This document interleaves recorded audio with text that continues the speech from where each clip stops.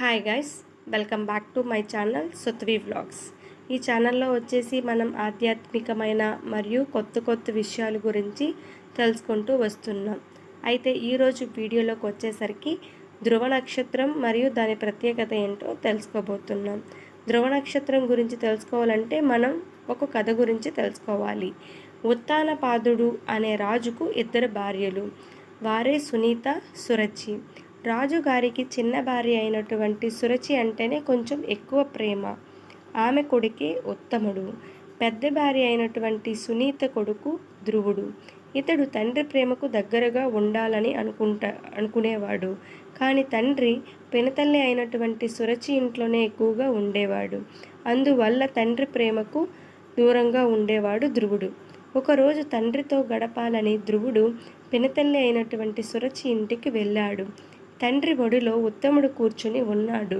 ధ్రువుడు కూడా సంతోషంతో తండ్రి వద్దకు వెళ్తాడు. తండ్రి ధ్రువుణ్ణి చీదరించుకున్నాడు. తండ్రి నిరాదరణకు ధ్రువునికి దుఃఖం ఆగలేదు. అది చూసి పినతల్లి కఠినంగా, ధ్రువ, నీవు నా కడుపున పుడితే మీ తండ్రి గారి తొడపై కూర్చునే అదృష్టం నీకు కలిగేది. ఇప్పుడైనా ఈ సురచి కడుపున పుట్టించమని ఆ శ్రీహరిని ప్రార్థించు. అప్పుడు నీకు ఉత్తమమైన స్థానం లభిస్తుంది అంటుంది సురచి. జరిగిన విషయమంతా తన తల్లితో చెప్తాడు ధ్రువుడు. అప్పుడు తల్లి, నాయనా ధ్రువ, నీ పినతల్లి నిజమే చెప్పింది. తండ్రి ప్రేమ కోసమే కాకుండా ఒక పెద్ద ఆశయం పెట్టుకుని ఆ శ్రీహరిని గురించి తపస్సు చెయ్యు. మంచి ఫలితం ఉంటుంది. నీకు కూడా ఉన్నతమైన స్థానం లభిస్తుంది అని చెప్తుంది. తల్లి మాటలకు ధ్రువుడు ఉత్తేజితుడై తపస్సు చేయటానికి బయలుదేరుతాడు. అప్పుడే నారద మహర్షి ఎదురయ్యి విషయం తెలుసుకొని నవ్వుతూ ఇలా అంటాడు. నాయనా ధ్రువ, పసివాడివి. పినతల్లి మాటలకు ఇంత పట్టింప? తపస్సు అంటే మాటలు కాదు, చాలా కష్టం. నీ నిర్ణయం మార్చుకో అంటాడు నారదుడు. నారదుని మాటలకు ధ్రువుడు, మహర్షి, పినతల్లి మాటలను నాలో రేపిన బాధ అంతా ఇంత కాదు. ఉత్తముని కన్నా నేనే గొప్ప స్థానం సంపాదించాలి.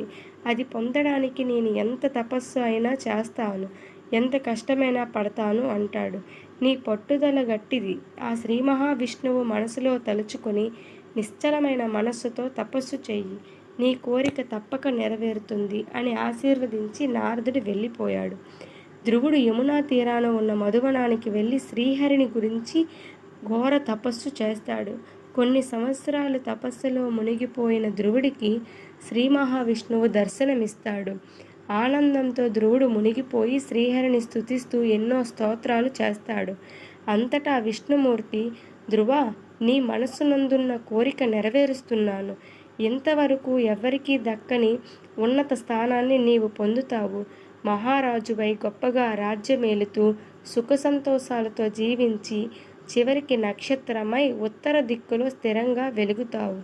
లోకమంతా ఆ నక్షత్రాన్ని ధ్రువ నక్షత్రం అని పిలుస్తారు అని వరమిచ్చి అదృశ్యమయ్యాడు.